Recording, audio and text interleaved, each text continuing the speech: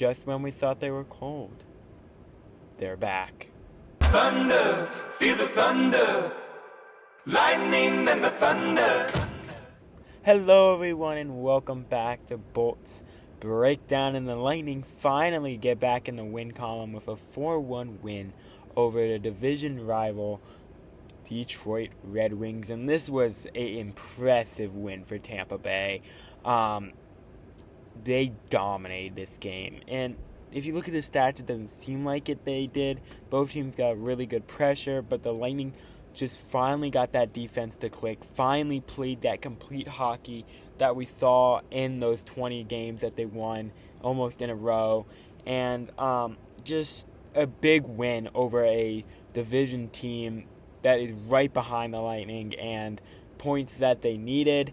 And we'll jump right into the breakdown as neither team scored in a fast-moving first period.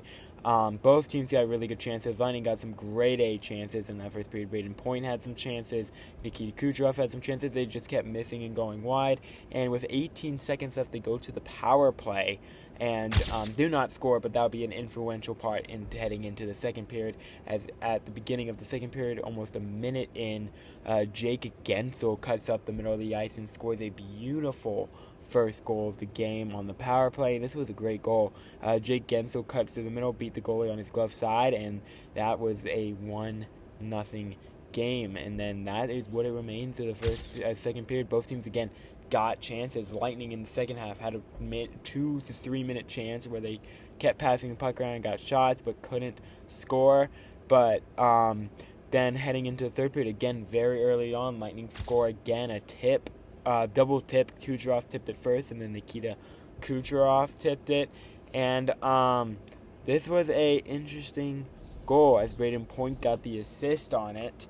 And there's a far-range shot that got tipped in, and then J.T. Comper beats Vasilevsky about 7 minutes in to make it 2-1, and it seemed like Detroit was pushing back a bit. They were getting more chances, they were getting more shots. And it was like that for a while into the 3:30 mark, where Gage Gonzalez again tips one home from Braden Point. And it is just impressive that these players are able to tip these shots home, because like you watch these shots and they're just like, wow, how do you tip a puck moving at 80 miles per hour towards you? And it's just very, very impressive that they do that pretty rapidly and pretty occasionally, I guess is the word I'm looking for.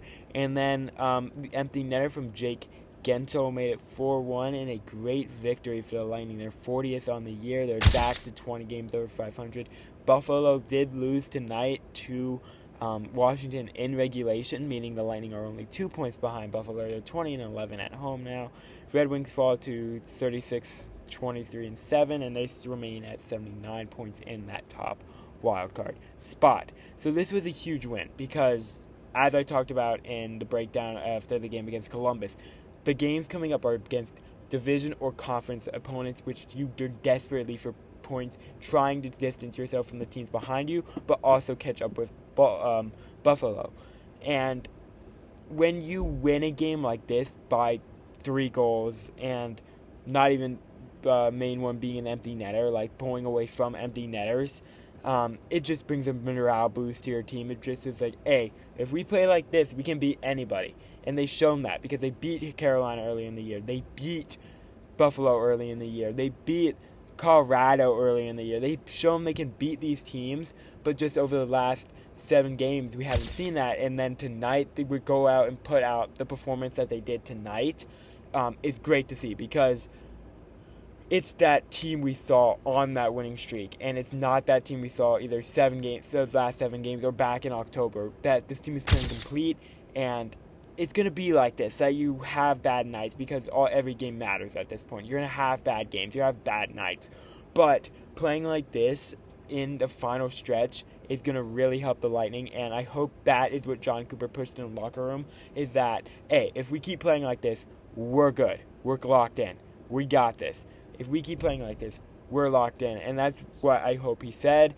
I haven't watched his press conference after the game yet. I'll do that after the video. But at least some quotes I saw, he seems very proud of how the team played, especially defensively with Darren Radish back. Chernak, not back yet. He said they would be day-to-day, and Nick Paul. So it'll be great to get them back, hopefully by Saturday when we play Carolina, as the Lightning have some tough games coming up still. They play Carolina, and then they head out west.